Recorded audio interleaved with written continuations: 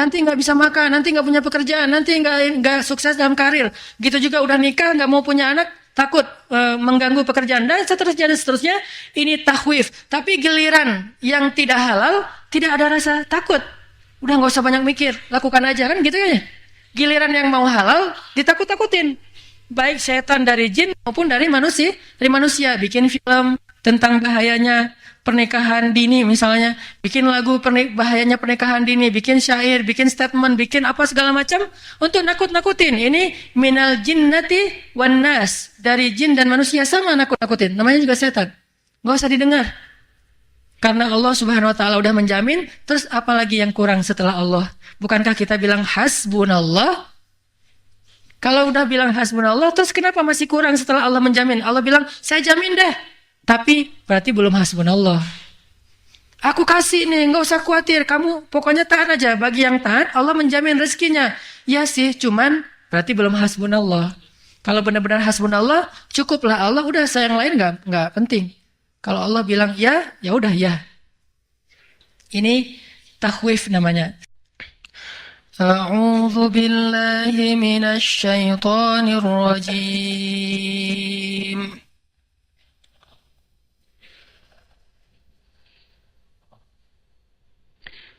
Bismillahirrahmanirrahim.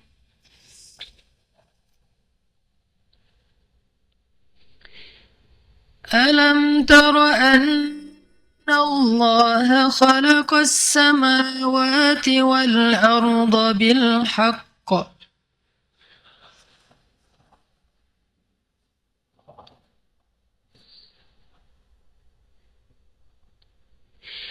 إن يشأ يذهبكم ويأتي بخلق جديد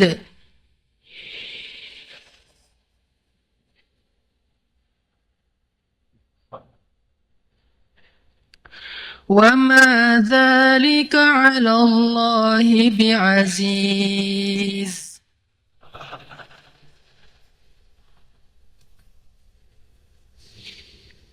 وبرزوا لله جميعا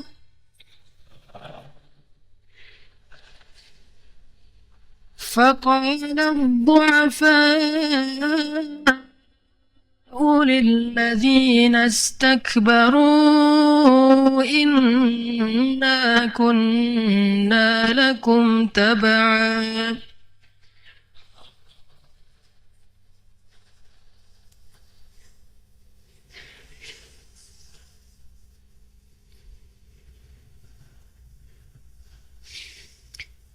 إنا كنا لكم تبعا فهل أنتم مغنون عنا من عذاب الله من شيء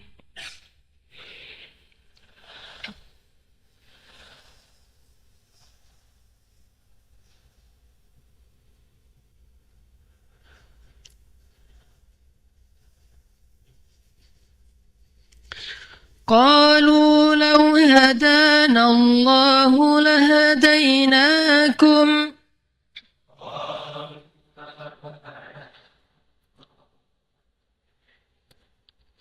سواء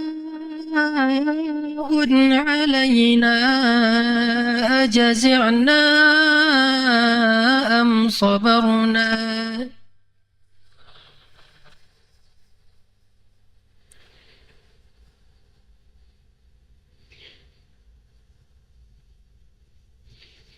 أجزعنا أم صبرنا ما لنا من محيص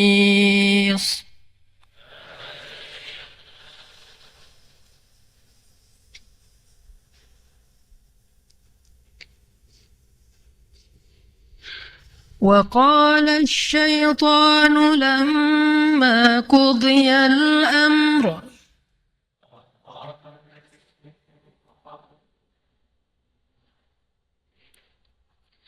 إن الله وعدكم وعد الحق ووعدتكم فأخلفتكم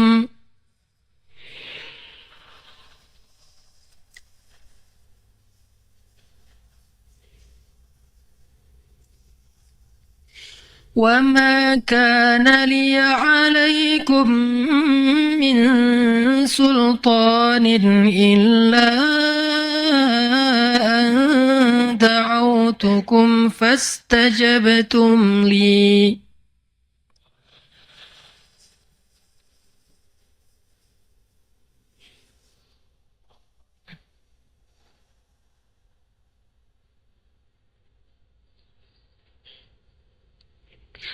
فلا تلوموني ولوموا أنفسكم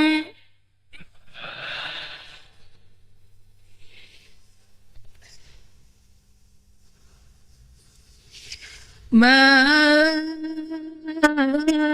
أنا بمصرخكم وما أنتم بمصرخي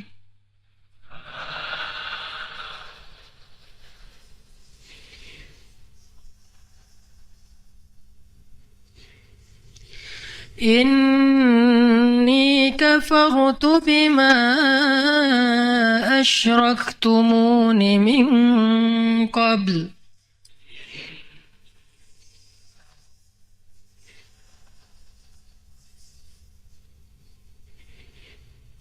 إن الظالمين لهم عذاب أليم.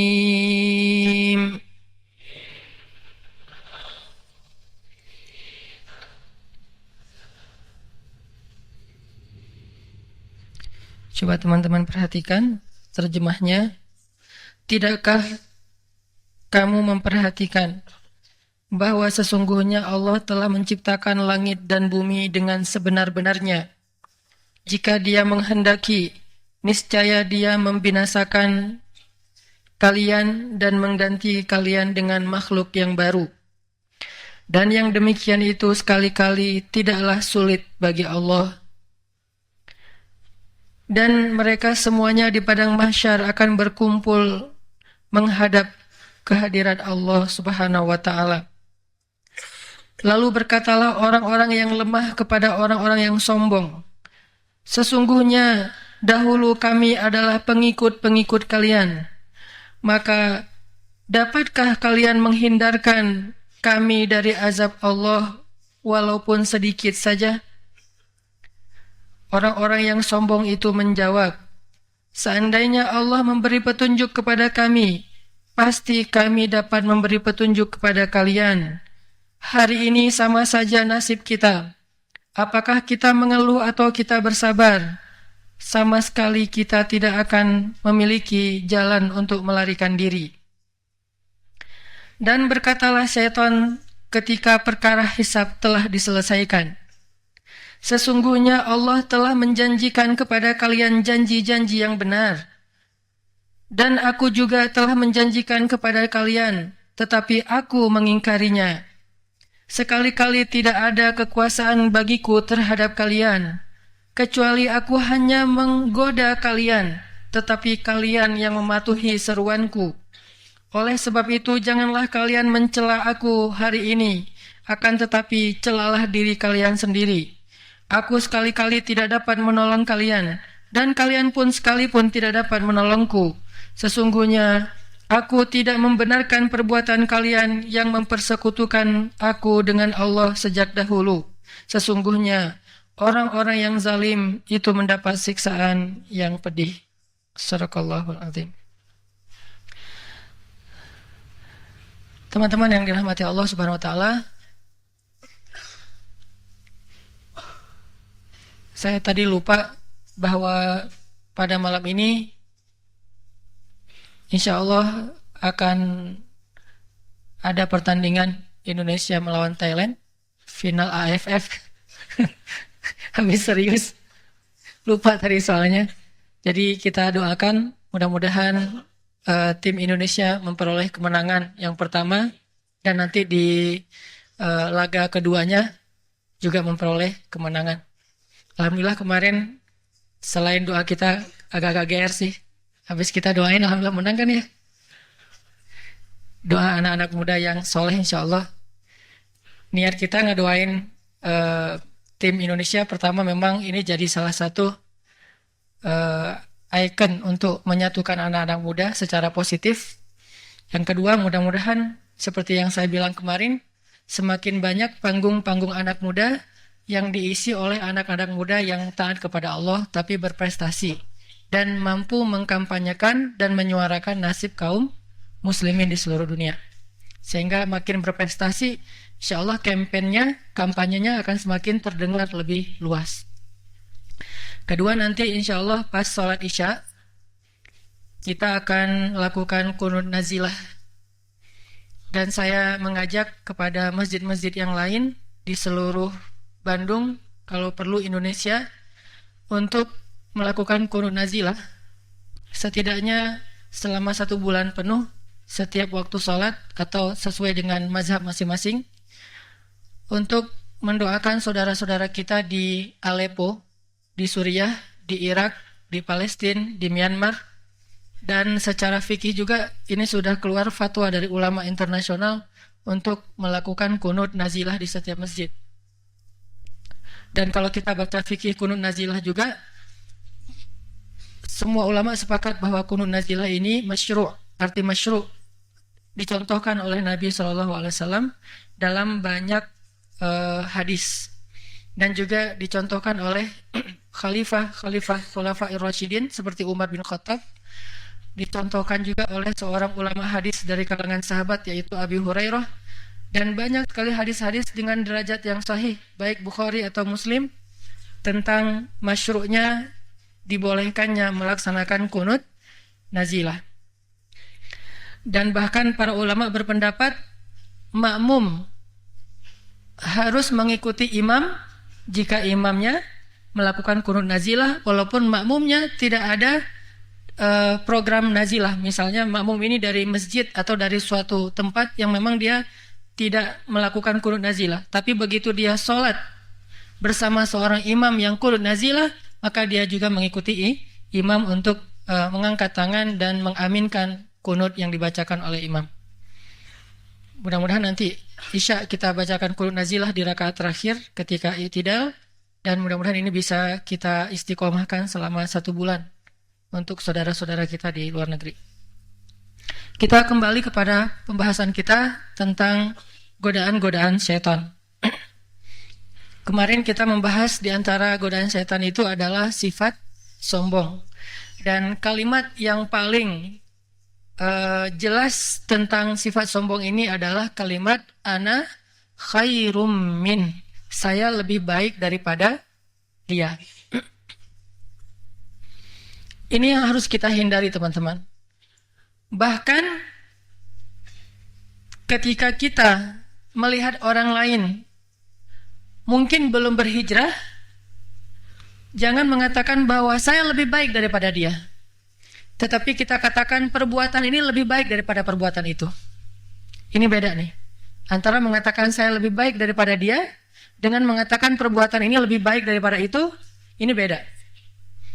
Bahwa sholat lebih baik daripada tidur.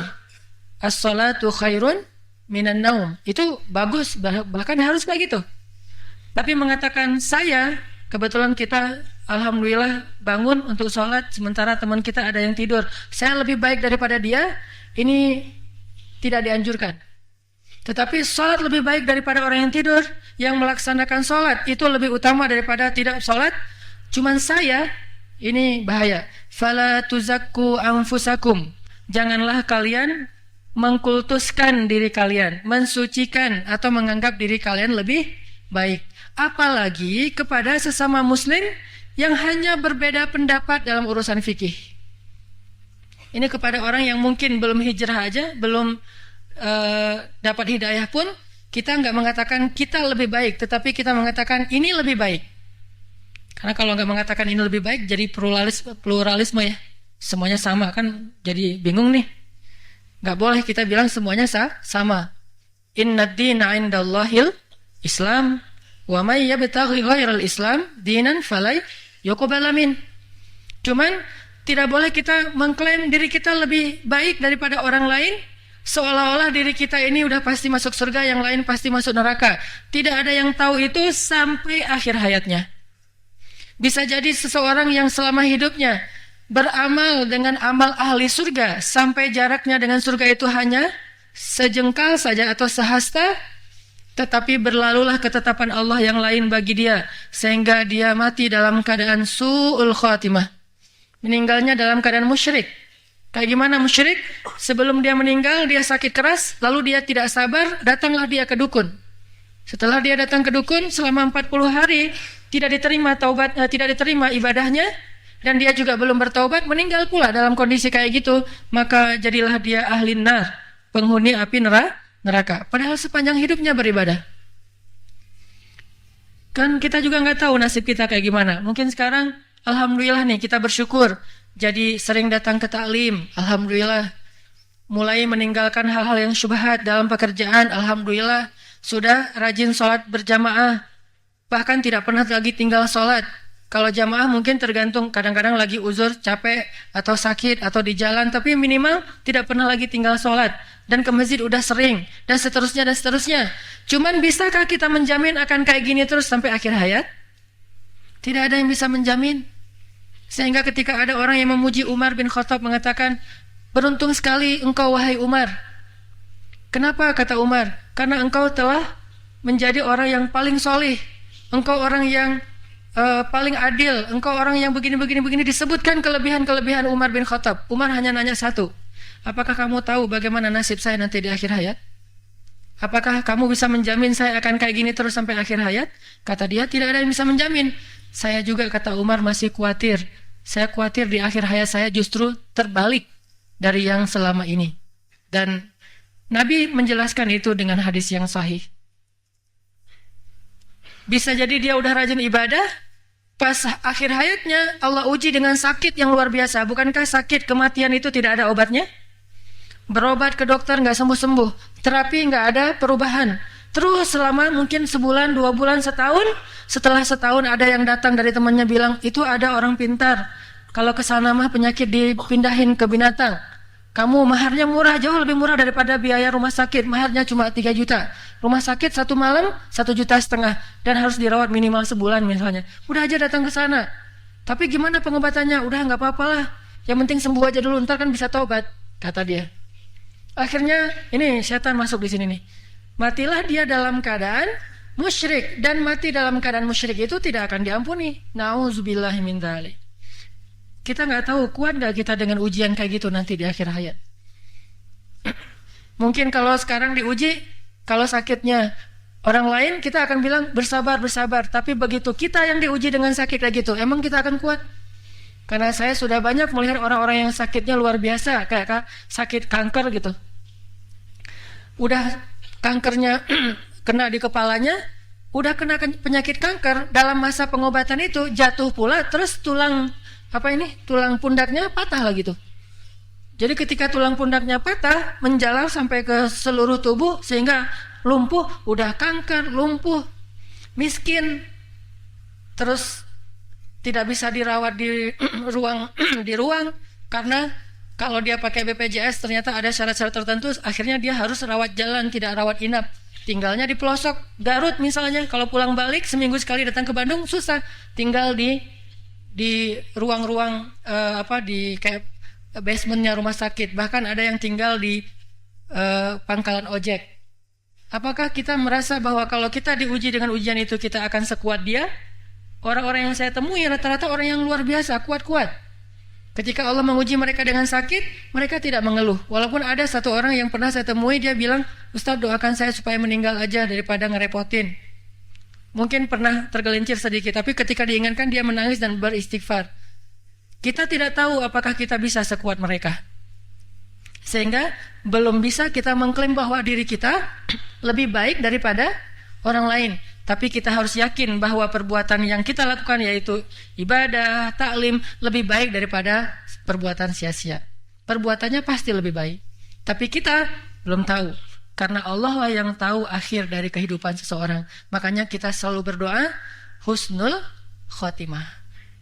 Ini kalimat sombongnya iblis. Ana khairum min. Sekali iblis mengatakan ana khairum min, maka seumur hidup ibadah iblis selama ini yang luar biasa jadi berguguran, tidak ada nilai di mata Allah. Sekali kita merasa diri kita lebih baik dari orang lain, maka sekian tahun kebaikan kita, sekian banyak infak kita, sekian banyak pengorbanan kita gugur, tidak ada nilai di mata Allah Subhanahu wa taala. Hati-hati dengan sombong. Karena sombong ini saudara kembarnya riya. Riya itu ciri sombong. Sombong itu biasanya dengan cara riya kalau dalam amal. Dan biasanya sombong itu menghinggapi orang-orang yang punya kelebihan. Bahkan kelebihan dalam urusan ibadah bisa jadi sombong. Oh kalau gitu mah saya nggak usah soleh-soleh amat lah biar nggak sombong. Nah ini fitnah lain lagi nih dari setan. Setan bilang, lihat tuh si fulan tahajud 10 tahun, ujung-ujungnya sombong juga, ujung-ujungnya riya, mubazir kan, sia-sia. Mending kamu lah, gak usah terlalu soleh-soleh, jadi gak perlu ada yang disombongin. Nah, begitu ketemu dengan ahli ibadah bentar lagi juga sombong. Kalau saya mah gak sombong orangnya. Sama aja itu mah. Saya mah mau nyombongin apa, orang saya biasa-biasa aja, dia ahli ibadah. Belum tentu ahli ibadah masuk surga. Bisa aja dia di akhir hayatnya justru sombong jadi berguguran. Dan saya mah nggak ada yang perlu disombongin. Jadi saya mah gini-gini aja. Mungkin saya lebih baik dari dia. Menjebak juga kan? Ini halus sekali. Lebih halus daripada langkah-langkah semut. Sampai sulit untuk membedakan mana riya, mana ikhlas, mana sombong, mana tawadu. Sulit sekali membedakannya. Sehingga harus istighfar. Dan dia muncul aja tuh. Kayak riya gitu ya. Itu muncul aja. Bukan kita pengen riya. Saya hari ini mau riya. Nggak gitu kan? Ada nggak sih orang yang berniat pengen riya? Rata-rata riya itu munculnya spontanitas, bukan direncanain. Ada sih yang rencanain, cuman insya Allah sedikit ada orang yang merencanakan riya. Saya pengen riya, semuanya lihat ya, ini kan sedikit ya. Rata-rata riyanya terselubung. Enggak, tapi riya, enggaknya itu lihat gua nolak gitu. Enggak kayak kalian pada minta misalnya kayak jadi imam, udah mangga aja, dorong-dorongan untuk ngeliatin bahwa kami mah orangnya enggak mau dengan yang kayak gitu-gitu, orangnya tawadu tapi pamer. Nah ini namanya riya dengan ketawaduannya. Riya dengan, kan ada orang yang riya dengan tawadu, enggak saya mah enggak bisa apa-apa tapi senyum-senyum gitu. Nah ini riya dengan ketawaduannya, biar apa? Biar orang bilang dia tawadu, berarti kan riya. Bukankah riya itu biar dibilang baik? Tawadu itu sifat baik. Jadi kalau dia tawadu supaya dibilang tawadu, berarti dia riya. Kalau dia bertobat supaya dibilang orang yang udah sadar, udah dapat hidayah, orang baik, hijrah, berarti dia riya. Hati-hati dengan riya. Kadang-kadang niat kita pengen baik, tapi karena kita nggak hati-hati malah kejebak dalam riya. Cowok gaul mainnya di masjid. Mulai ini.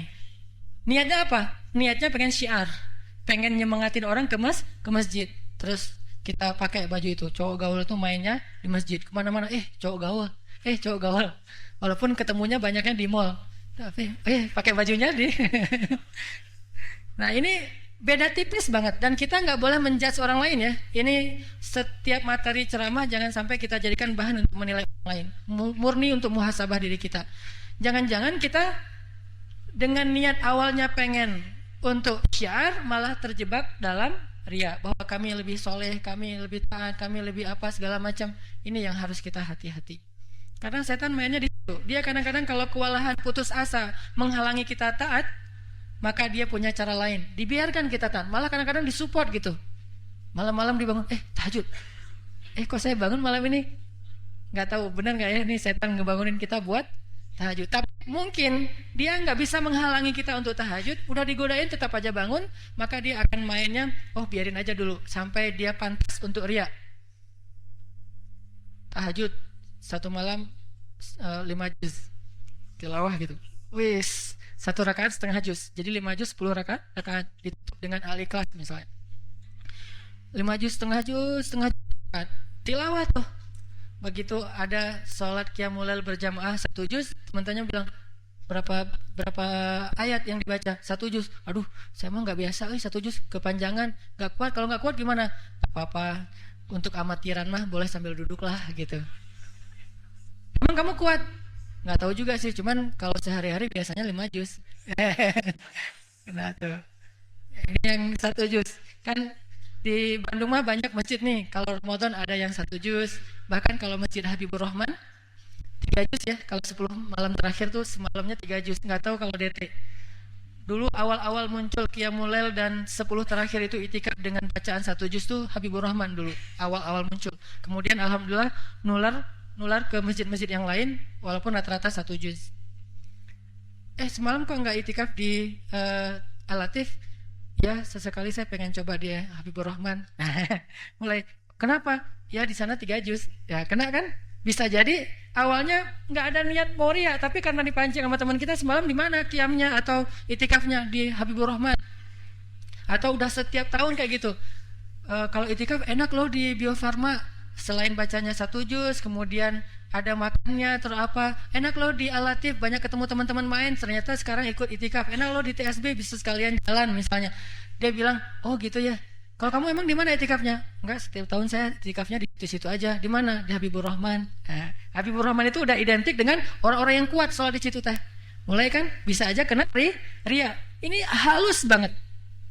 Tapi jangan sampai gara-gara takut ria tidak beramal. Ini fitnah setan yang lain. Jangan, biasa-biasa aja daripada ria. Mau sholat, saya beberapa kali awal-awal dulu ketika ngimamin dan pengen sebaik mungkin ngimamin, itu muncul pas Alhamdulillahi Rabbil Alamin. Dengerin tuh, gitu muncul. Bahaya banget kan? Ngimamin, apalagi sholat Jumat ramai itu penuh. Ar-Rahman, mic-nya bagus pula. Wah itu powerful banget tuh. Semua ref dipakai, semua trik dikeluarin. Begitu udah selesai sholat, ditambah lagi dengan ada yang datang salamin, Ustadz saya baru pertama kali sholat nangis nih. Di Masjidil Haram aja saya nggak nangis, tapi di sini di belakang Ustadz saya nangis. Muncul, diposting di YouTube sama teman-teman. Dulu Muzamil yang suka ngepost di YouTube tuh, posting di upload di YouTube. Terus dia bilang, Ustadz, yang Ustadz ini udah view-nya sekian. Wah, viewernya udah sekian, misalnya 10.000 gitu. Saya lihat, wis, dah liatin komen-komennya. Mulai lagi tuh. Besok lagi semangat lagi tuh. Wah, hari ini Jumatan, lebih bagus lagi. Terus ya gitu. Lama-lama kebal. Gak tahu kebal ini ria apa enggak ya? Ngaku-ngaku kebal gitu ya. Tapi kadang-kadang muncul. Dan jangan sampai gara-gara kita takut ria, saya mah biasa aja. Alhamdulillahirabbil alamin, Ar-Rahmanir Rahim. Itu yang imamin siapa sih? Ustaz Hanan. Kok gitu suaranya? Dia takut ria. Biasa-biasa aja. Kalau saya ngimamin lurus-lurus aja, berarti mic-nya standar nih. Nggak bisa pakai ngetrik. Jadi kayak anak skate, floor-nya mah nggak pas gitu ya. Jadi nggak bisa ngetrik. Terlalu kasar misalnya, udahlah nggak usah ngetek, biasa aja. Alhamdulillahirabbil alamin, Ar-Rahmanir Rahim. Wah, mic-nya pasti nggak bagus tuh. Bukan takut ria. Karena kalau kita takut ria terus jadi nggak baik beramal, sama aja. Imam Asy-Syafi'i mengatakan, ta'allamtul ilma li ghairillah fa abal ilmu ayyakuna illa lillah. Dulu saya tuh belajar ilmu itu bukan karena Allah. Imam Syafi'i sendiri ngaku. Ketika masih kecil, namanya juga anak-anak kan nih, lagi nyari kayak respon orang lain yang positif tentang dirinya. Ditambah lagi pada masa itu selebriti itu ulama. Setiap masa tuh berubah-ubah. Di masa sahabat selebriti itu ahli surga. Di masa tabi'in dan setelahnya yang menjadi seleb itu adalah ulama. Itu masa-masanya ulama. Sehingga semua orang berlomba-lomba pengen jadi ulama. Semakin banyak ilmunya semakin keren. Semakin dikelilingin banyak anak muda, semakin jadi magnet people, semakin dielu-elukan gitu. Sehingga Imam Syafi'i kecil juga pengen jadi seperti ulama-ulama besar. Ta'allamtul ilma li ghairillah. Saya mah dulu belajar bukan karena Allah, tapi setelah saya belajar, fa abal ilmu ayyakuna illa lillah. Ilmu itu yang ngajarin saya supaya karena Allah. Coba bayangin kalau gara-gara takut ria nggak jadi beramal, maka gara-gara takut ria nggak usah ikut talim. Gak usah belajar ilmu. Kenapa gak datang semalam? Takut ria. Oh, terus gimana? Saya mah daripada nanti saya belajar capek-capek datang ke masjid, hujan-hujan, macet dan segala macam, ujung-ujungnya ria, sia-sia, mending di rumah aja deh. Nah, ini modus untuk tidak beramal. Semua teman-temannya bangun pas qiyam, kan suka ada kayak broadcast atau mungkin grup qiyam. lagi belajar tahajud selama 40 hari nih biar istiqomah. Teman-temannya pada ngeposting, udah bangun, iya ya udah bangun, pada absen. Dia sendiri yang nggak absen. Kenapa kamu nggak pernah bangun? Saya mah malas absen-absen gitu daripada ria. Nah, padahal emang nggak bangun beneran. Tapi alasannya malas takut ria. Ini juga bisa jadi celah setan nih. Makanya setan tuh mainnya tuh banyak banget. Dia tahu bener gimana cara mengelabui, yukhadi'. Dia punya banyak siasat untuk buat kita jadi sia-sia hidupnya. Makanya bukan berarti karena takut ria kita nggak beramal, dan hati-hati juga gara-gara beramal jadi ria. Beramal terus, istighfar. Di antara doa orang setelah beramal itu apa? Rabbana la tu'akhidna in nasina au akhtana. Itu bukan doa orang yang banyak dosa itu. Itu doa orang yang lagi habis beribadah. Kalau yang banyak dosa, zalamna anfusana. Tapi kalau habis beribadah, la tu'akhizna in nasina au akhtana. Ya Allah, jangan marah ya kalau kami ada yang lupa, ada yang salah. Udah beribadah juga masih minta ampun sama Allah. Itu emangnya harus kayak gitu. Habis tahajud, astagfirullahaladzim, ya Allah, jangan sampai saya baru sekali tahajud nih sia-sia pula kalau nanti saya ria. Pulang dari mana? Subuh berjamaah se-Bandung misalnya. Hebat ya, subuh sekarang berjamaah jauh-jauh ke Pusdai misalnya. Padahal dulu di dekat rumah juga jarang kelihatan, sekarang tiba-tiba di Pusdai. Nah, takut kita sekali-kalinya beramal hilang gara-gara ria. Istighfar, minta pertolongan Allah, Rabbana la tuzigh qulubana ba'da idh hadaitana. Jangan sampai hati saya melenceng setelah dapat hidayah. Ini harus terus berlindung kepada Allah. Dan nggak ada yang aman dari godaan setan. Terus saja bersungguh-sungguh berlomba. Tetapi sambil memperbaiki diri. Ria, sombong, itu tahu aman, itu kembaran. Kalau sombong mengatakan saya lebih baik dari dia, kalau ria memamerkan amal saya, ini amalnya dan segala macam. Tetapi bukan berarti nggak boleh kayak ada istilah mutabaah. Jadi kayak misalnya khataman Al-Quran bareng-bareng. Udah khatam belum? Udah. Belum tentu juga ria kan? Ini mah tergantung hati masing-masing. Makanya kita nggak bisa menjudge orang lain. Ria loh, ria. Nggak bisa. Ria itu urusan hati, dan yang tahu hanyalah Allah, kemudian orang itu. Jangan bilang Allah dan kita ya. Allah kemudian kita atau orang itu. Kemudian, ini detailnya bahasa ulama. Karena kalau Allah dan kita jadi kayak selevel gitu. Yang tahu hanya Allah, kemudian orang itu. Yang lain gak ada yang tahu. Innahu alimun bidzatis sudur. Cuma Allah yang tahu isi hati. Makanya jangan menjudge orang lain sombong, ria. Nahnu nahkum bizawahir. Kita cuma lihat zahirnya aja. Zahirnya dia beribadah ya alhamdulillah. Kayak kemarin zahirnya jidatnya jadi ada atharus sujud, kita cemburu. Aduh, pengen kayak gitu Mang, kasih dong tipsnya. Tip apa? Biar itu jidat kayak gitu. Oh, gampang, tinggal digini-giniin aja pas sujud. Ini belajar cemburu kepada dia dalam kebaikan, bukan wah, baru juga kayak gitu udah ada atharus sujud. Saya nih udah 10 tahun gak ada atharus sujud, biasa aja. Kan atharus sujud mah gak harus tanda-tanda kayak gitu-gitu amat. Yang penting Allah tahu. Mulai itu, gak usah dengki. Wala taj'al fi qulubina ghillan lil ladzina amanu. Ya Allah, janganlah Engkau jadikan di dalam hati kami itu ada ghil, rasa tidak suka kepada orang beriman. Melihat orang pakaiannya di atas mata kaki, gitu-gitu amat. Nah, ada yang mulai yang kayak gitu. Ada yang cadaran gitu. Syar'i mah harus enggak gitu-gitu amat, atuh biasa aja. Yang penting slow tapi taat gitu. Enggak usah berlebih-lebihan. Enggak usah ghillan. Jangan ada rasa tidak suka. Walaupun saya secara pribadi tidak menganut mazhab cadar, saya menganut mazhab jilbab saja, tidak cadaran, dan cadaran itu pilihan bukan kewajiban. Tetapi kalau ada yang bercadar, saya sangat respect. Berarti saya husnuzonnya, dia mah sungguh-sungguh banget dengan hijab. Walaupun istri saya larang bercadar, malah jangan bercadar ya. Saya agak-agak nanti salah pilih gimana. Ada 2 orang. Candaan saya ke istri, lagi jalan misalnya di masjid taklim, cadaran semuanya. Nih istri saya yang mana? Istri saya bukan. Candaannya. Tetapi tetap aja saya respect sama yang cadaran, respect sama yang celananya di atas mata kaki, walaupun saya tidak mengambil mazhab itu. Mazhab yang saya pahami, isbal itu bukan soal ukuran pakaian, tetapi jangan menyombongkan diri dengan pakaian. Dan kalau dulu ukuran pakaian menjadi alasan menyombongkan diri, kalau sekarang bukan ukuran pakaian yang jadi alasan, tapi brand.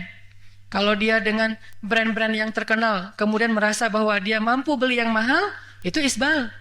Dan itu dosa besar. Tapi kalau itu dia pakai karena emang kebutuhan atau hadiah orang lain, ya Allah lebih tahu isi hatinya.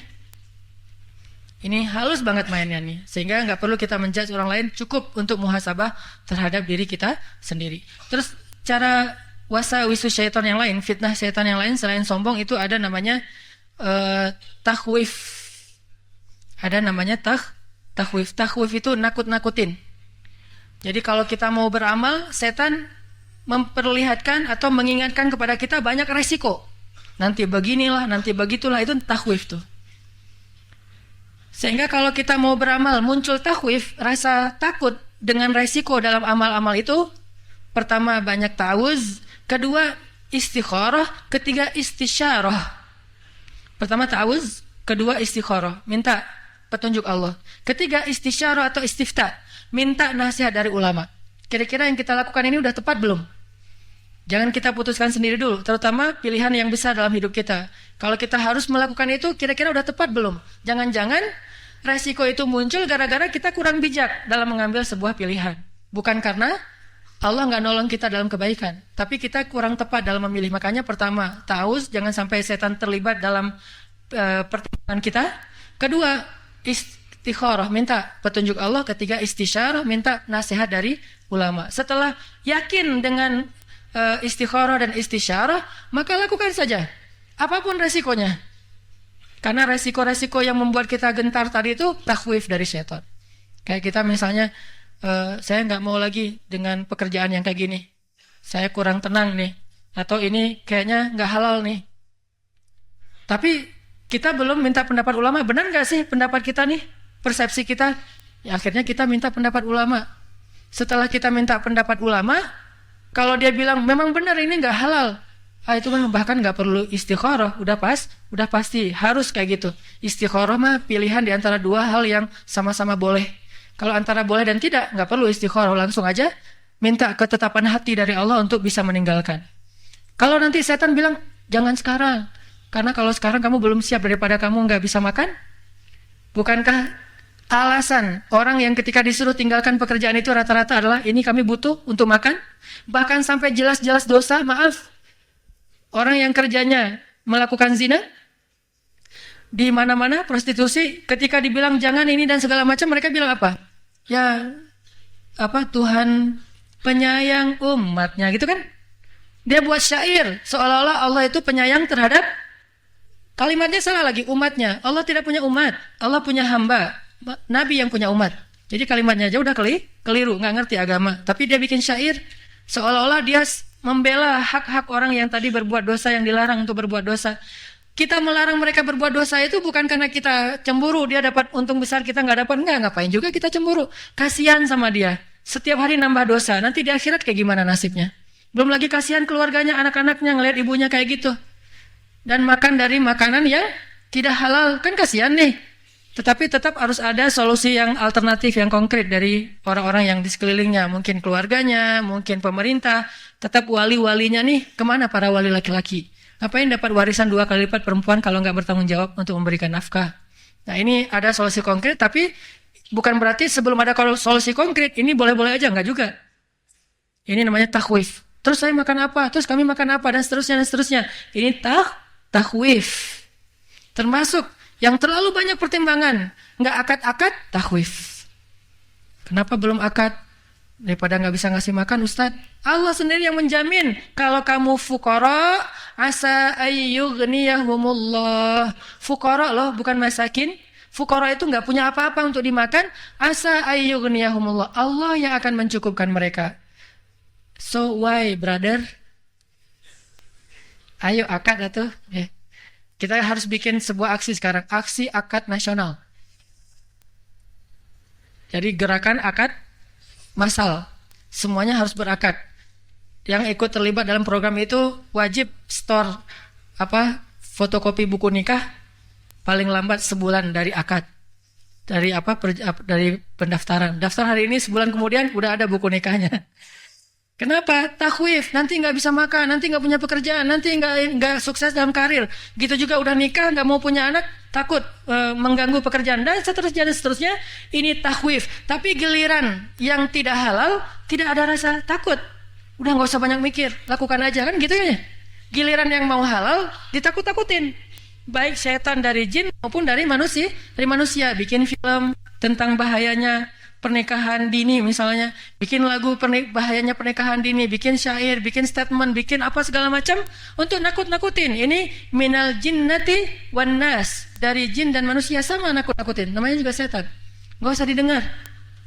Karena Allah Subhanahu wa taala udah menjamin, terus apalagi yang kurang setelah Allah? Bukankah kita bilang hasbunallah?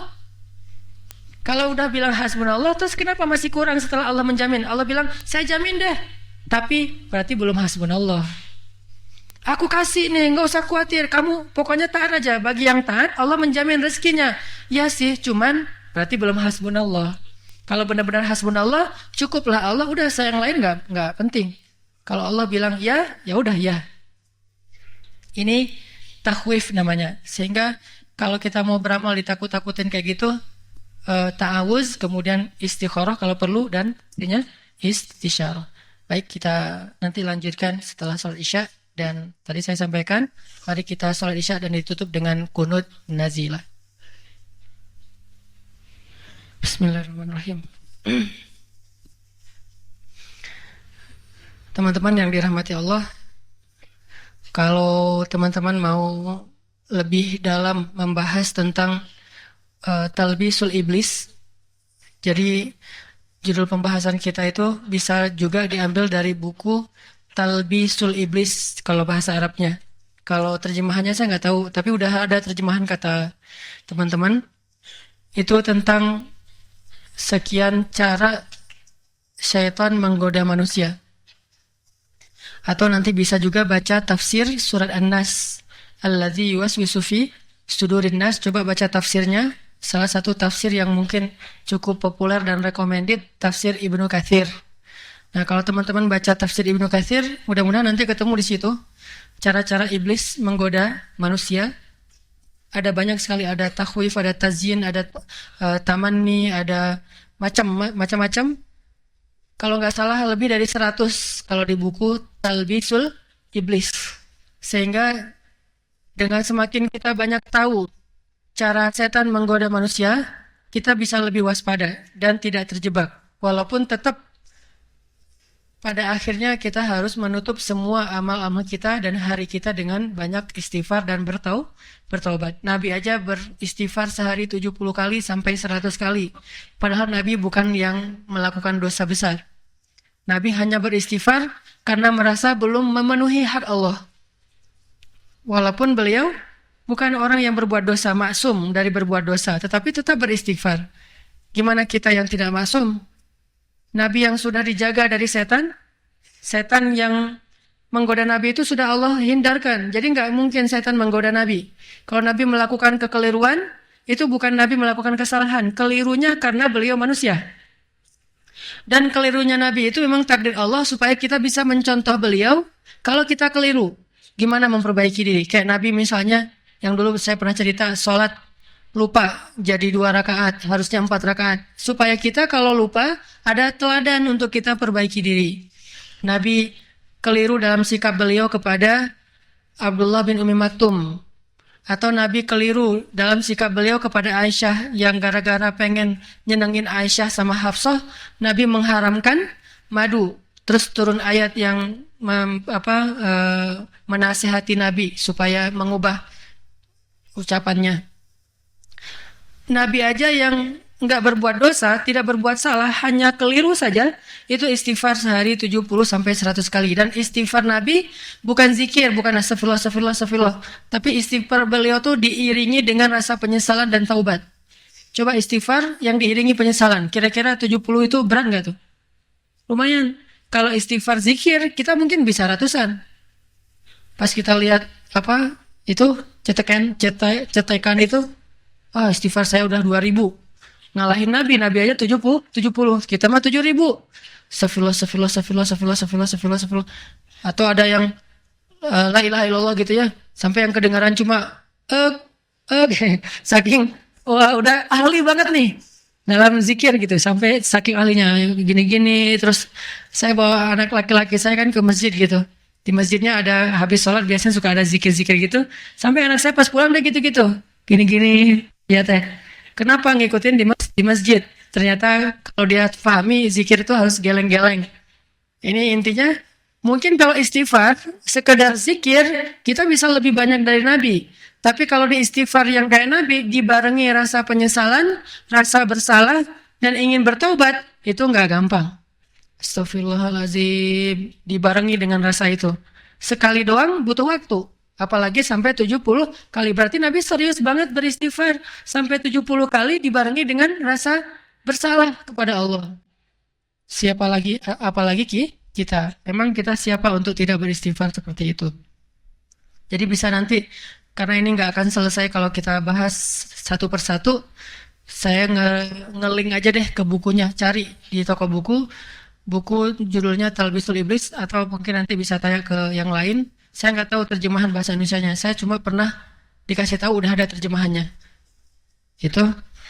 Terus sekarang kita lanjut kepada pembahasan tentang kayak gimana keadaan manusia dan setan nanti di akhirat. Kalau saya bilang jin, itu berarti golongannya benar-benar jin. Tapi kalau saya bilang setan, berarti ada jin, ada manusia. Karena manusia juga bisa disebut setan kalau dia mewakili jin dalam menggoda manusia. Kadang-kadang godaan setan yang wujudnya manusia lebih melemahkan kita daripada setan yang wujudnya jin. Kalau yang wujudnya jin, yuwaswis, kita kayak ngedengar sesuatu dalam pikiran kita atau dalam perasaan kita. Tapi kalau dalam manusia, biasanya mungkin teman atau mungkin keluarga atau siapapun, itu akan lebih melemahkan azam kita. Sehingga kalau kita bilang setan, itu berarti ada manusia, ada jin. Bagaimana keadaan manusia dan setan nanti di akhirat? Di ayat 21 surat Ibrahim, Allah mengatakan, فَقَالَتْ دُعَفَاءُ لِلَّذِينَ اسْتَكْبَرُوا إِنَّا كُنَّا لَكُمْ تَبَعًا. Orang-orang yang di dunia itu sebagai followers, ngikutin, meneladani orang-orang yang diikuti, yaitu mungkin para selebriti, mungkin seorang tokoh, mungkin seorang icon atau apapun, idol. Ketika mereka diikuti di dunia, mereka senang diikuti di dunia. Bahkan mereka ada istilahnya temu fans atau jumpa pers atau apalah, atau talk show atau apalah, ketemu dengan para fans. Mereka senang dengan banyaknya para fans, followers, dengan banyaknya para supporter, mereka senang. Tetapi kalau ketika mereka diikuti lalu memberi contoh yang buruk, tetap diikuti. Misalnya dia suka minum, akhirnya followersnya nganggap minum itu sesuatu yang keren gitu. Dia kiss di tempat umum, kan itu jadi film, jadi apa kan ya? Sejak ada film itu yang mempraktekkan kissing di depan umum, akhirnya adegan-adegan kissing ini mulai menjadi sesuatu yang wajar di film-film. Yang dulu disensor, sekarang bagian itu nggak disensor lagi, cuma yang benar-benar vulgar aja disensor. Kalau itu dianggap, itu mah udah wajar. Terus orang ngeposting gara-gara ngelihat ada film yang kissing di tempat umum, akhirnya itu jadi tren. Anak-anak muda banyak yang melakukan itu di tempat umum, dia foto, dia selfie, terus dia posting di Instagram. Kan berarti ngikutin nih. Nah, orang yang diikuti ini, pertama di akhirat dia akan menanggung dosa orang yang mengikuti. Karena Nabi ketika suatu saat pernah melihat neraka, mungkin dalam perjalanan Isra Mi'raj, tapi ada juga dalam kesempatan lain Nabi ngelihat neraka pas lagi sholat gerhana, ngelihat surga dan ngelihat neraka. Nah, pas Nabi ngelihat neraka, Nabi melihat dua orang, satu cewek, satu cowok. Cewek yang beliau lihat di neraka ini ternyata adalah seorang perempuan yang membiarkan seekor kucing mati kehausan, kelaparan, gak dikasih makan, tapi dikurung sama dia. Ini satu. Yang kedua yang beliau lihat siapa? Saya lupa namanya, nanti cek lagi di hadis. Seorang laki-laki yang pertama kali membawa patung atau berhala ke Mekah. Dia pedagang Arab yang berdagang ke Syam. Sampai di sana dia ngelihat orang-orang yang lebih maju, orang Romawi, orang Cina, segala macam, menyembah patung. Sehingga dia melihat, kalau kita pengen sukses kayak mereka, berarti kita nyembah ini nih. Akhirnya dia beli Tuhannya. Dia pergi ke pasar Tuhan, di situ jual banyak Tuhan itu, dia beli. Nah, dan ini yang Tuhan ini berapa harganya? Ini agak mahal. Kenapa? Karena ini Tuhan bagian rezeki. Jadi kalau kamu beli dia, nambah rezeki kamu jadi lebih mahal. Nggak bisa diskon kalau ini mah. Ini aja yang diskon. Tuhan apa ini? Pencabut nyawa. Ini diskon. Karena mencabut nyawa. Oh, kalau itu mah walaupun dikasih gratis saya juga nggak mau. Ini Tuhan bagian mencabut nyawa. Ah, yang itu tuh yang saya pengen tuh. Wah, itu mah harganya emang lagi ngehit banget tuh. Tuhan apa? Jodoh. Itu paling ngehit harganya tuh. Nggak boleh ada tawar-menawar kalau itu mah. Oh, saya mah mau aja berapa aja. Itu berapa? 100 juta. Nggak apa-apa deh. 100 juta ntar tambahin. Mudah-mudahan dikasih yang setimpal gitu ya dengan harga. Ini artinya beli Tuhan. Dia beli itu Tuhan di Syam, kemudian dia bawa pulang ke Mekah. Di Mekah dia cerita pengalaman dia ke Syam, orang menyembah berhala ini segala macam. Ayo kita lakukan hal yang sama supaya kita sukses dalam berdagang. Sejak saat itulah muncul agama paganis di Mekah. Sejak saat itulah orang mulai menyembah berhala. Tetapi karena mereka kreatif dikembangin nih. Gak cukup satu berhala, dikembangkan dengan mulai muncul mitos, mulai muncul cerita-cerita, mulai muncul adegan-adegan segala macam syair-syair tentang ketuhanan. Jadi teologi itu dibangun berdasarkan imajinasi, bukan berdasarkan wahyu. Karena berdasarkan imajinasi, maka teologinya berkembang. Kalau dalam Islam kan teologi nggak berkembang ya. Yang berkembang itu fikih. Dan fikih memang layak berkembang untuk sesuai relevan dengan kebutuhan umat. Tapi kalau teologi, ilmu ketuhanan di kita mah nggak berkembang. Ya segitu-gitu aja dari dulu. Allah wahad ya ahad aja. Nggak ada Allah wahad tahun 1 Hijriah, tahun 1400-an Hijriah udah jadi 1000 Allah gitu. Nggak berkembang. Nih berkembang karena imajinasinya. Kita kayaknya kekurangan Tuhan nih. Kenapa? Banyak yang masih jomblo, butuh Tuhan khusus bagian itu. Ya udah, kita angkat aja Tuhan yang masih yang udah hijrah status. Tuhan khusus hijrah status. Jadi yang jomblo-jomblo khusus ada kuil jomblo namanya. Yang datang ke situ bawa CV. Terus yang jadi pemimpin ritualnya Macomblang namanya. Jadi yang datang situ syaratnya serahkan CV nanti balik lagi. Nah ini ibadahnya apa? Ibadahnya kenalan, ta'arufan. Ini ada yang kayak gitu imajinasi terus saja sampai akhirnya berhala di kota Mekah itu lebih dari 1000. Dan sebagian besarnya ditaruh di dalam Ka'bah dan di sekitar Ka'bah. Sampai Nabi awal-awal berdakwah sholat di antara berhala-berhala. Kan baru dihancurkan berhala pas Makkah ya. Sebelum Fatu Makkah kan berhala masih berdiri-berdiri itu di sekeliling Ka'bah. Dan Nabi udah melakukan sholat sejak berhala itu masih ada di sekeliling Ka'bah. Tidak dihancurkan karena memang step dakwah belum sampai ke tingkat itu. Masih harus sabar dulu, harus hal-hal yang lain lebih prioritas daripada sekedar menghancurkan berhala. Beda dengan dakwahnya Ibrahim. Kalau dakwah Ibrahim di awal juga udah ngancurin berhala. Kalau Nabi Muhammad di terakhir ngancurin berhalanya. Ini agak-agak beda nih. Ibrahim baru ini langsung hancur-hancurin, tinggal satu doang kan ya. Kalau Nabi Muhammad nggak dihancurin, satu pun nggak dihancurkan. Nanti orang yang dulunya menyembah berhala, mereka sendiri yang menghancurkan berhala itu. Ternyata orang yang pertama bawa berhala ke Mekah, dialah yang paling sengsara di dalam api neraka. Kenapa? Karena setiap kali ada yang syirik, dia nanggung dosanya. Setiap kali ada yang meniru kemusyrikan dia, berimajinasi nambah-nambah, dia nanggung dosanya. Sehingga salah satu orang yang paling banyak dosanya nanti di akhirat adalah Qabil. Setiap ada pembunuhan di atas muka bumi, Qabil menanggung dosa pembunuhan itu. Karena yang pertama sekali mencontohkan pembunuhan adalah Qabil yang membunuh Habil. Bayangin pembunuhan kayak sekarang Bashar Assad, Presiden Suriah yang zalim, yang orang Syiah, membantai kaum muslimin, sampai banyak perempuan yang akhirnya loncat dari gedung karena takut dinodai sama tentara-tentara zalim itu. Sampai Aleppo juga yang banyak pengungsi, mau pengungsi aja mau keluar dari kotanya tuh nggak bisa, yang luka, yang udah sakarat nggak bisa keluar, ditembakin di jalan sampai darah menggenang di jalan. Berapa banyak yang udah dibunuh? Sudah ratusan ribu loh yang dibunuh sama Bashar Assad. Asisi yang sekarang jadi presiden Mesir, dalam sehari membunuh 1000 orang muslim di lapangan Tahrir. Orang lagi sholat Jumat di masjid namanya Masjid Abbas ya. Saya dulu suka sholat di masjid itu, mirip dengan masjid ini, gede dan megah. Ukurannya sama dengan masjid ini. Bayangin satu masjid isinya mungkin sekitar 2.000-3.000 orang sholat Jumat. Lagi sholat Jumat ternyata dikepung sama tentaranya Asisi. Itu terjadi beberapa tahun yang lalu ya, pas terjadi kudeta terhadap presiden yang sah yaitu Mursi. Dikepung sama tentara dan di depan tentara itu para preman. Jadi lapisan paling luar itu tentara, lapisan di tengahnya preman yang pakai golok-golok, yang golok samurai, preman-preman, kumpulin semuanya, ngelilingin masjid.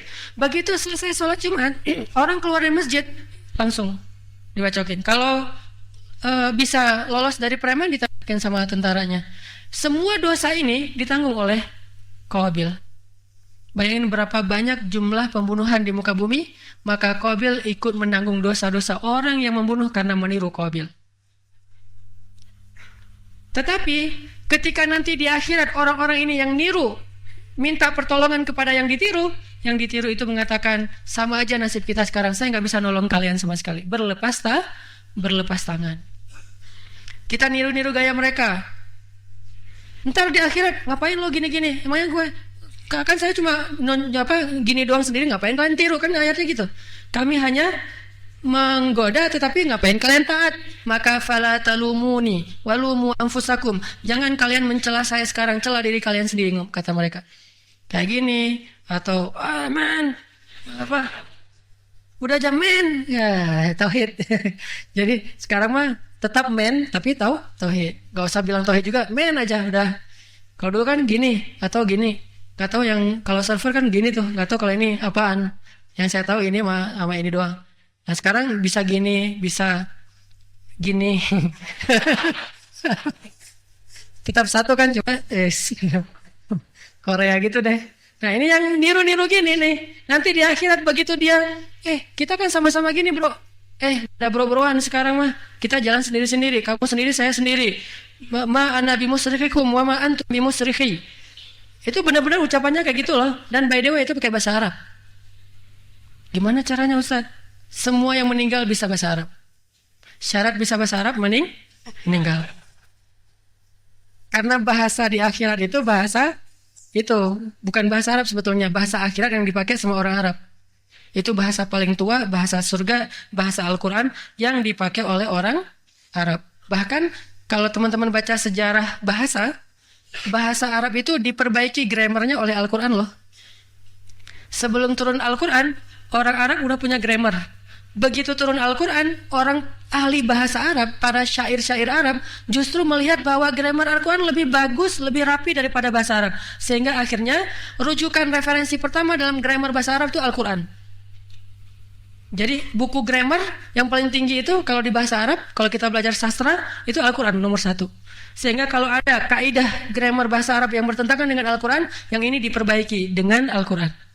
Berarti bukan bahasa Arab, bahasa Al-Quran yang dipakai sama orang Arab. Dan semua nanti yang udah meninggal di sana ngomongnya pakai bahasa itu.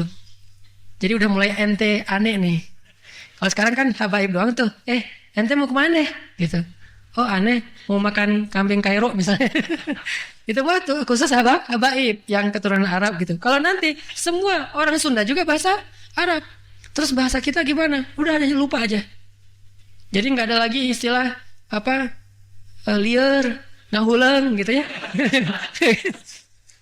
Ngahulang wae bro. Di akhirat mah udah nggak ada orang yang melamun gitu mikir apa segala macam, udah sibuk aja. Udah nggak ada bahasa-bahasa yang kayak gitu. Semuanya pakai bahasa Arab.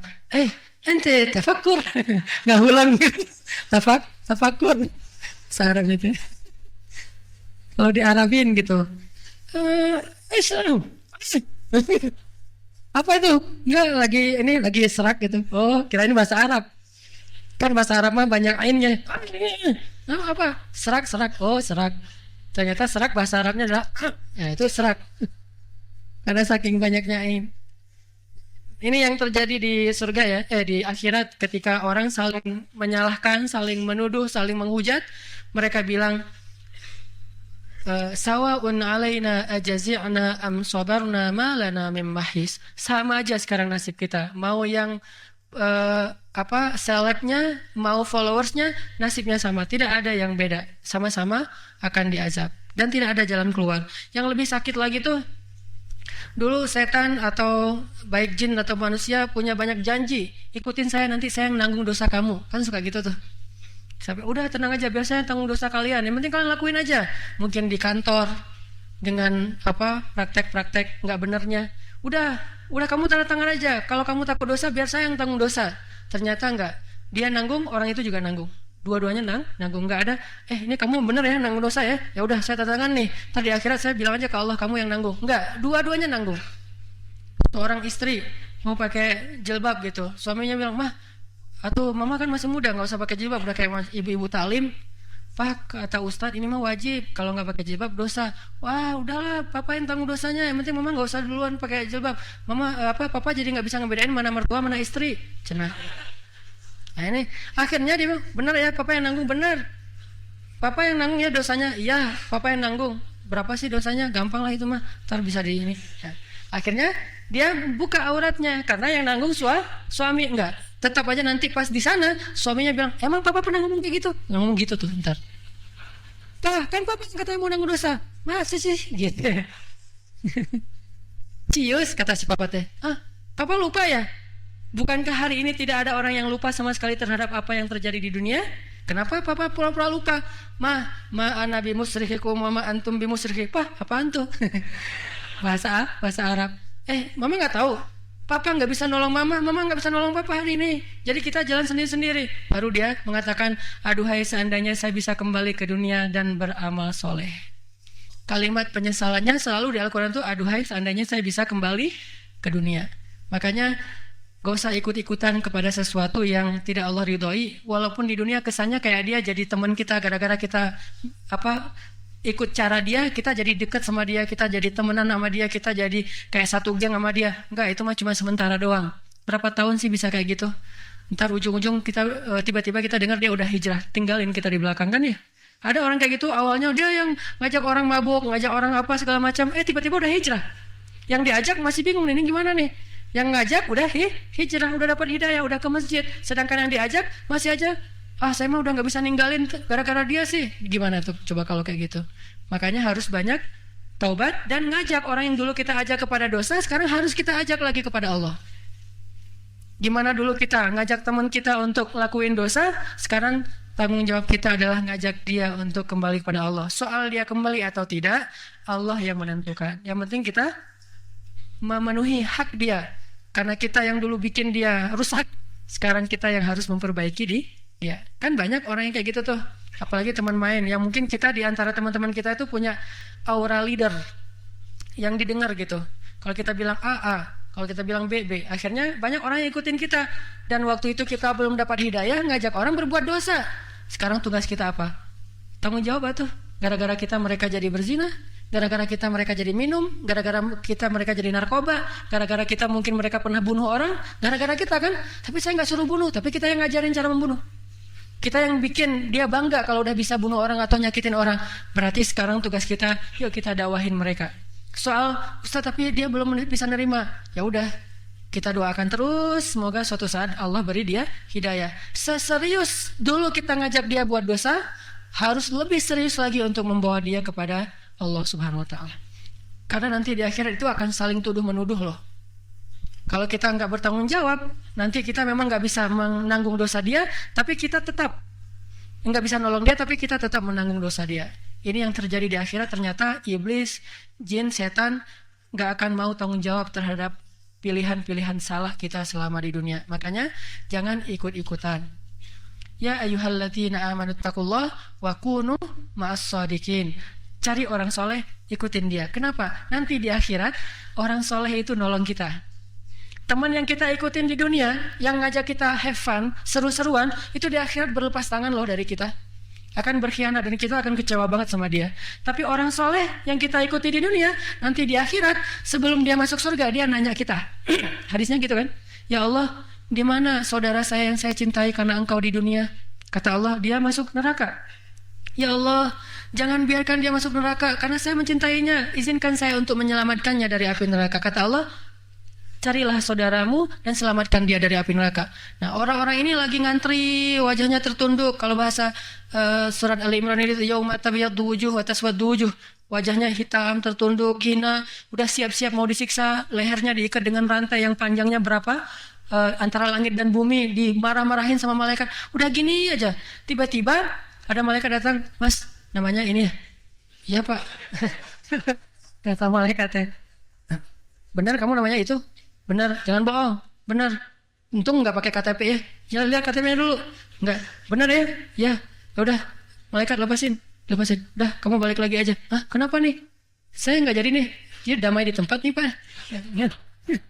Jadi ada adegan damai di tempat. Kenapa bisa damai di tempat? Dia tolong sama orang yang tadi berpengaruh. Di dunia aja bisa kayak gitu kan ya. Lagi susah-susahnya tiba-tiba oh udah bebas aja. Lagi di BAP nih di kantor, tiba-tiba bebas. Kenapa? Ada orang berpengaruh nelpon. Mungkin dia seorang jenderal, mungkin dia apa gitu nelpon.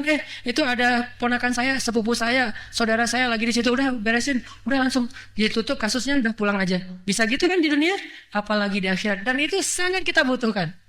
Coba di dunia kita lagi di BAP, lagi deg-degan nih antara mau dituntut atau dibebasin dan segala macam, tiba-tiba atau harus ganti rugi yang sekian puluh juta atau ratus juta, lagi dalam keadaan deg-degan, tiba-tiba berdering telepon, orangnya ngomong, tapi kita nggak tahu apa yang diomongin. Ya siapa, udah selesai, udah kamu bebas pulang aja.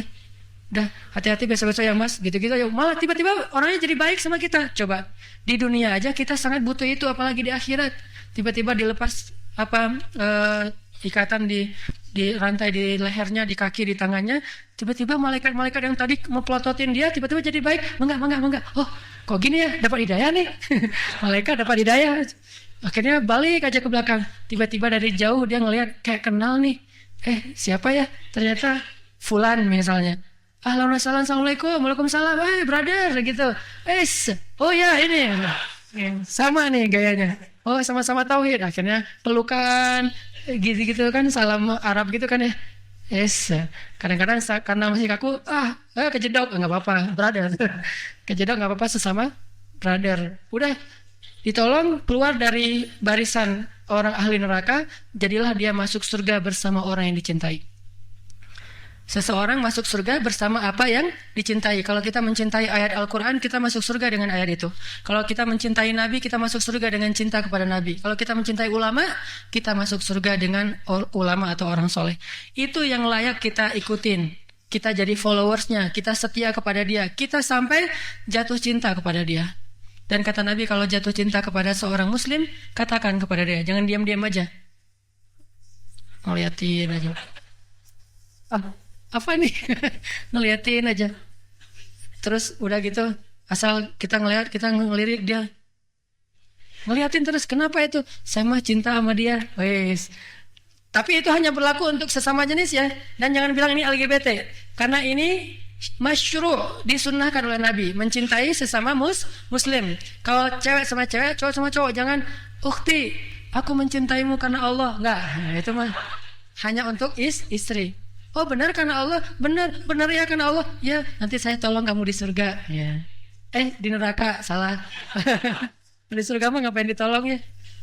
Di neraka, jadi kamu nuduh saya masuk neraka. Nggak jadi deh, kita putus aja, log WN. Nah udah gitu aja. Ini bukan ya. Jadi saling mencintainya sesama muslim. Bilang ke dia, kata Nabi, ana uhibbuka fillah. Aku mencintaimu karena Allah. Nanti balasannya, ahabbakallah bima ahbabtani fi. Apaan? Boleh ditulis terjemahnya? Semoga Allah mencintaimu sebagaimana engkau mencintai saya karenanya. Ini sunnah. Harus dikatakan. Setelah itu tahabu, saling memberi hadiah supaya semakin saling mencintai. Setelah itu saling menutupi aib, saling menjaga, saling berhusnuzon, saling menolong, saling menasihati. Itu baru nanti di akhirat akan nolongin kita. Ada nggak orang kayak gitu yang kita deket banget sama dia, jadi benar-benar sahabat soulmate banget, yang kita jadi kayak saudara baru dengan orang itu, dan kita tidak bersaudara dengan dia kecuali karena kesolehannya. Tapi bukan berarti dia sempurna ya. Begitu salah sekali, saya kecewa, udah kita bukan saudaraan lagi. Gak boleh kayak gitu, jangan perfeksionis. Karena walaupun dia soleh banget, tetap aja dia manusia. Maafkanlah dia kalau dia salah. Mungkin ada sikap-sikap dia, kok orang soleh gitu ya. Namanya manusia, namanya orang soleh, bukan malaikat soleh. Kalau malaikat soleh, kita gak akan nemuin kekurangan. Tapi kalau orang soleh, orang tuh, namanya orang pasti ada kekurangan. Itu yang wajib kita nge-following. Itu yang kita nanti di akhirat dia nggak akan mengkhianati kita, nggak akan berlepas tangan dari kita. Tapi yang ini nih, yang tadi gaya-gayaan itu akan berlepas tangan dari kita. Apalagi kalau benar-benar nge-follow setan. Kan ada kalau nggak salah di Prancis cewek yang mengoperasi fisiknya jadi mirip banget sama setan ya. Setan aja pengen operasi mirip manusia, dia malah mirip setan. Bikin ada tanduknya, terus giginya dikikir gitu biar runcing-runcing. Makin mirip setan dia makin bangga. Saya dilahirkan sebagai manusia, tapi fitrah saya mah setan, kata dia. fitrah saya setan. Saya mah nggak pengen jadi manusia. Tuhan salah menciptakan saya jadi manusia. Padahal saya pengennya jadi setan. Gak usah susah-susah. Kalau dia pengen jadi setan, saat itu juga dia jadi setan walaupun wujudnya manusia. Dan orang-orang yang seperti ini nanti di akhirat akan mengatakan, aduhai seandainya saya jadi debu saja, atau aduhai seandainya saya bisa kembali ke dunia. Wal'iyadzubillah. Mudah-mudahan kita tidak menjadi orang yang kecewa karena dikhianati oleh setan, tetapi menjadi orang yang bahagia karena diselamatkan atau disyafaati oleh orang-orang soleh. Milikilah, kalau nanti punya anak, harus punya satu dari keturunan kita tuh yang hafiz Al-Quran. Harus tuh. Kalau kita nggak bisa hafiz, minimal anak kita yang hafiz. Kalau bisa sih ayah hafiz, ibu hafiz, anak hafiz, mertua hafiz. Ini keren banget ya. Satu keluarga besar hafiz semua. Jadi kalau lagi lebaran, reunian para hufaz. Kalau dulu kan reuni para nabi tuh, Ibrahim, Ishak, Yakub, Yusuf, itu kan 4 keturunan semuanya nabi kan ya. Kalau lagi mudik, nabi. Gimana umatnya? Nah, tuh gitu tuh. Kalau kita gimana kerjaannya kan gitu ya. Reunian para dokter, gimana pasiennya. Kalau ini gimana umatnya. Kalau tadi gimana murojaahnya, gimana Al-Qur'annya. Hafiz semuanya satu keluarga besar. Itu tuh luar biasa. Kalau enggak pun minimal dari anak kita itu ada yang hafiz. Jadi harus dikadar, didoain, ya Allah beri saya anak satu orang aja yang hafiz Al-Qur'an. Begitu dia lahir dari kecil juga udah langsung dibacain Al-Qur'an. Hafiz menyelamatkan 10 nama yang dia cintai. 10. Dan insya Allah orang tuanya jadi nomor 2 dan 3. Nomor 1 pasangannya dong. Makanya milikilah pasangan yang hafiz. Minimal hafal surat Al-Fatihah sama Al-Ikhlas. Untuk bisa ngimamin sholat berjamaah, sholat tahajud, Al-Ikhlas. Ikhlas banget itu mah. Makanya juga surat Al-Ikhlas. Minimal yang punya semangat menghafal, walaupun gak khatam 30 juz kan gak harus disebut 30 juz untuk bisa disebut hafiz. Hafiz itu yang berusaha menghafal Quran semampu dia. Makin banyak tentunya makin baik. Hafal 1 juz 30 juga udah hafiz. Dengan syarat ikhlas karena Allah SWT. Bukan pengen disebut Al-Hafiz. Malulah kalau kita disebut Al-Hafiz, karena ada orang yang lebih hebat dari kita. Menghafal Quran 1 hari 1 juz. Kita 10 tahun 1 juz deh. Ini 1 hari 1 juz. Sehingga sebulan liburan sekolah khatam 30 juz. Ada kecil lagi 5 tahun 6 tahun di Gaza, di Tajikistan, di mana-mana banyak tuh yang hafal 1 hari 1 juz. Kita udah 10 tahun cuma dapat 1 juz, bangga pula. Gak dipanggil apaan? Al-Hafiz. Harus dipanggil Al-Hafiz gitu? Atau dipanggil apa dengan gelar-gelar ibadah haji misalnya, harus gitu? Batal lah ibadah kita yang udah capek-capek, susah payah, panas-panas, pas pulang gak dipanggil haji, bete. Jangan lupa haji mahal, nunggunya 10 tahun kuotanya teh. Udah dapat gak dipanggil pula. Biarkan Allah saja yang mencatat. Ya gitu deh. Maaf ya gak jelas ngelantur kesana kemari. Ini ada hadiah, ada jaket buat cuma 1 ya. 1 dulu, nanti di ini ya. Saya pengen tahu yang mungkin rumahnya paling jauh, yang dari Aceh, yang datangnya dari rumah paling jauh, bukan asalnya ya. Kalau asal paling jauh mungkin saya paling jauh nih. Yang rumahnya paling jauh dari mana, Kang? Ya, boleh disambung. Bale Endah, ada yang lebih jauh? Subang, Masya Allah, ini aja ya. Subang, Masya Allah, ini loh. Bener dari Subang? Ngekos di Bandung tapi? Oh enggak, udah. Ya Alhamdulillah, ini yang paling jauh. Maka ke depan Kang, datang jauh-jauh dari Subang. Ini datang talim atau ke TSM? Oh talim ya, plus TSM. Ini hadiah dari kita, mudah-mudahan bermanfaat. Ngajak teman-teman lagi ya. Jangan dicium, belum pakai parfum. Kamu mencintai saya? Ya, kita tutup dengan doa. Mudah-mudahan Allah memberikan hidayah kepada kita semuanya, menetapkan hati kita sampai akhir hayat. Bismillahirrahmanirrahim. Alhamdulillahi rabbil alamin.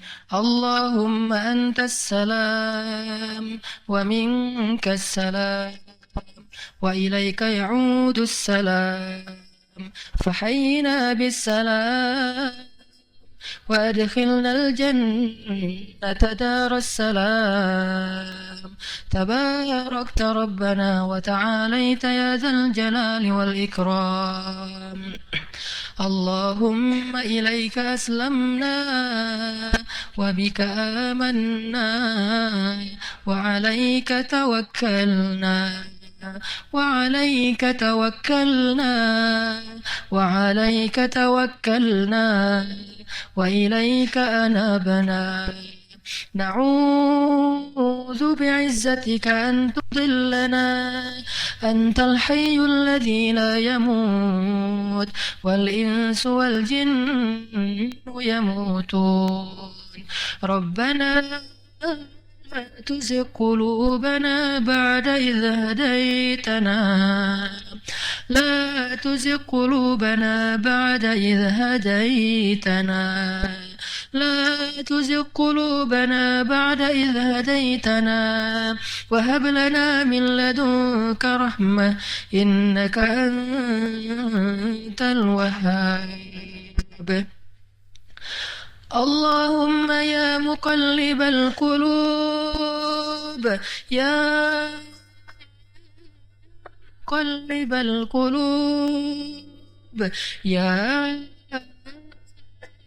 مقلب القلوب ثبت قلوبنا على دينك يا مصرف القلوب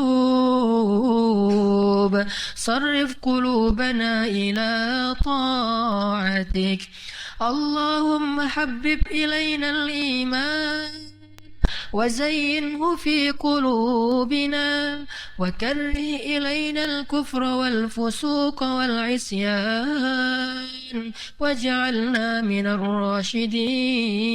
الراشدين اللهم إنا نسألك علما نافعا وقلبا خاشعا وقلبا خاشعا وقلبا خاشعا وقلبا خاشعا ورزقا حلالا طيبا وعملا متقبلا يا رب القلوب يا رب القلوب يا رب القلوب ألف بين قلوبنا يا الله ألف بين قلوب المسلمين يا الله ألف بين قلوبنا كما ألفت بين قلوب المهاجرين والأنصار Ya Allah, ya Arhamar Rahimin. Wahai Zat yang menggenggam hati, Engkaulah yang membolak-balikan hati kami, ya Allah. Maka tetapkanlah hati kami dalam ketaatan, ya Allah. Tidak ada daya dan upaya bagi kami jika Engkau biarkan hati ini condong kepada kesesatan dan kekufuran, ya Allah. Sungguh, kami tidak berdaya untuk menolak perintah hati-hati kami, ya Allah. Hati kamilah yang menjadikan baik atau buruknya hidup kami. Sebagaimana sabda Nabi-Mu, di dalam tubuh manusia ada segumpal darah, jika dia baik semuanya menjadi baik, dan jika dia buruk semuanya ikut buruk. Dan itulah hati, ya Allah. Engkau yang menggenggam hati kami, tetapkanlah hati itu dalam ketaatan, ya Allah. Jadikanlah kami cinta kepada keimanan, dan jadikanlah rasa cinta itu terasa indah di dalam hati kami, ya Allah. Jadikanlah kami benci kepada kekufuran, kepada kedurhakaan, dan kepada kemunafikan. Dan jadikanlah kami orang-orang yang Engkau persaksikan kebenaran hatinya dan lisannya, kebenaran batinnya dan zahirnya. Janganlah Engkau biarkan kami menjadi orang yang berbeda zahir dan batinnya. Zahirnya mengucapkan kalimat-kalimat yang mulia, tetapi hatinya menyimpan kedengkian dan riya. Ya Arhamar Rahimin, kami berlindung kepadamu dari sifat sombong. Kami berlindung kepadamu dari riya. Janganlah Engkau gugurkan amal-amal kami yang cuma sedikit itu karena kesombongan dan riya kami, ya Allah. Janganlah Engkau biarkan keikhlasan kami berkurang hanya gara-gara ucapan seseorang kepada kami. Mungkin dia memuji kami, atau bahkan mungkin dia mencela kami, sehingga kami jadi ingin memamerkan kebaikan kami kepadanya dan menggugurkan pahala-pahalanya, ya Allah. Ya Allah, lindungilah kami dari kesombongan dan dari sifat riya. Sabarkanlah kami dan kuatkanlah kami dalam ketaatan, ya Allah. Ya Arhamar Rahimin, anugerahkanlah kepada kami hati yang khusyuk, bukan hati yang lalai. Hati yang khusyuk, hati yang ketika disebut namamu menjadi bergetar, hati yang ketika dibacakan ayat-ayatmu, maka dia menjadi tunduk kepadamu, ya Allah. Anugerahkanlah kepada kami, ya Allah, hati yang khusyuk dan mata yang mampu meneteskan air matanya karena takut kepadamu, ya Allah. Muliakanlah kami dengan tetes-tetes air mata yang penuh dengan penyesalan dan takut kepada neraka-Mu, ya Allah. Sungguh air mata itulah yang menjadi saksi nanti di akhirat. Kami berlindung kepadamu dari air mata yang beku, yang ketika dibacakan ayat-ayat tentang kiamat, kami tidak mampu menangis, ya Allah. Padahal menangis karena takut kepadamu adalah ibadah dan berpahala. Engkau cinta kepada hamba-hambamu yang banyak menangis karena takut kepadamu, ya Allah. Ya Arhamar Rahimin, satukanlah hati kaum muslimin, sebagaimana engkau menyatukan hati baik antara muhajirin dengan ansor. Satukanlah hati kaum muslimin, satukanlah kami dalam satu perjuangan, walaupun berbeda-beda organisasi dan kelompok, berbeda bendera, berbeda warna baju, berbeda dalam berbagai macam urusan fikih, tetapi satukanlah kami dalam hati. Mungkin perbedaan dalam fikih engkau maafkan, tetapi perbedaan dalam hati maka engkau akan murka kepada mereka. Satukanlah hati di antara kaum muslimin, walaupun mereka berbeda negara, ya Allah. Jangan biarkan kami kehilangan rasa kemanusiaan dan persaudaraan hanya gara-gara orang yang terzalimi itu bukan bangsa kami, ya Allah, bukan orang Indonesia, ya Allah. Sesungguhnya semua orang yang beriman, apapun negaranya, dimanapun tempat tinggalnya, dia adalah saudara kami. Walaupun dia Suriah, walaupun dia Palestina, bahkan walaupun dia orang Eropa, Amerika sekalipun, seandainya dia beriman kepadamu, maka dia saudara kami, ya Allah. Satukanlah hati kami, ya Allah. Ya Arhamar Rahimin, beri petunjukmu kepada pemuda Indonesia. Jadikanlah pemuda Indonesia ini pemuda yang membangkitkan agamamu di Indonesia kelak, ya Allah. Rabbana atina fid dunya hasanah, wa fil akhirati hasanah, wa qina azabannar. Sejak Rasulullah wafat, berkali-kali Bilal minta izin kepada Abu Bakar untuk ikut jihad dan gak pulang lagi ke Madinah, pengen tinggal di tempat yang lain. Udah gak kuat lagi berada di Masjid Nabawi.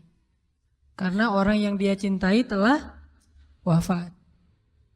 Tapi gak diizinkan oleh Abu Bakar sampai akhirnya setelah sekian lama membujuk Abu Bakar bisa diizinkan, pergilah Bilal dan akhirnya Bilal tinggal di Syam. Kalau sekarang Suriah. Di sanalah Bilal menikah.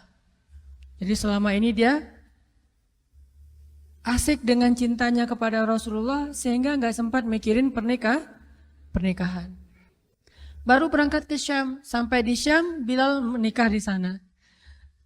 Menikah di sana, hidup di sana sampai setelah beberapa tahun berada di Syam, akhirnya bergantilah pemerintahan dari masa Abu Bakar ke masa Umar bin Khattab.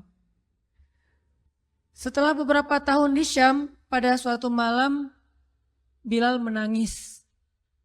Malam-malam dia bangun nangis, gerung-gerung gitu kayak anak kecil. Istrinya nanya, "Ya Bilal, ada apa? Ada apa? Kamu mimpi buruk?" "Enggak, justru ini mimpi baik." "Mimpi apa?" "Aku mimpi ketemu dengan Rasulullah SAW." Dan Rasulullah bersabda, "Siapa yang melihat aku dalam mimpi, berarti dia melihat aku dalam kenyataan." Aku bertemu dengan Rasulullah di dalam mimpi dan Rasulullah berkata, "Ya Bilal, kami rindu kepadamu. Sudah lama engkau tidak mengunjungi kami, ya Bilal." Setelah bangun dari mimpi itu, Bilal semakin rindu kepada Rasul, merasa bersalah udah lama gak menjenguk Rasulullah. Akhirnya Bilal pun memutuskan untuk, kalau bahasa kita mah umroh, memutuskan untuk ziarah ke makam Rasul. Berangkat Bilal dari Syam, umroh ziarah ke makam Rasul. Melihat Bilal masuk lagi ke kota Madinah, penduduk Madinah itu berasa seperti hidup lagi di zaman Rasul. Senang gitu, dan Umar sangat senang dengan kedatangan Bilal. Sehingga selesai Bilal sholat, selesai Bilal ibadah-ibadah sunnahnya, termasuk menjenguk atau berziarah ke makam Rasul dan Abu Bakar. Kemudian Umar berkata kepada Bilal, "Ya Bilal, sudah lama kami tidak mendengar suara azan darimu. Tolong kumandangkan sekali lagi azan seperti engkau mengumandangkannya di masa Rasul. Kami rindu ingin merasakan suasana di zaman Rasul." benar Bilal, kata para sahabat yang lain yang ada di situ. Umar, kemudian Abdurrahman, beberapa orang sahabat, ya Bilal azan, kami ingin mendengar suaramu seperti dulu kami mendengarnya di masa Rasul. Kata Bilal, saya tidak akan kuat. Kata mereka, coba dulu kamu usahakan karena kami ingin sekali mendengarnya. Saya tidak akan kuat. Cobalah wahai Bilal demi kami supaya kami bisa semangat lagi dalam beramal soleh mengikuti perjuangan Rasulullah. Akhirnya karena udah dipaksa terus, Bilal pun mengumandangkan azan. Allahu Akbar, Allahu Akbar. Kota Madinah kaget mendengar suara Bilal. Orang-orang yang ada di rumah semuanya mengatakan, apakah Rasulullah sudah bangkit kembali? Apakah Rasulullah sudah bangkit kembali? Mereka semuanya kaget dan bahagia. Seolah-olah Rasulullah sudah bangkit dari kematiannya. Seperti Isa seolah-olah diturunkan kembali setelah dia diangkat ke langit. Satu kota Madinah tuh kaget bahagia gitu.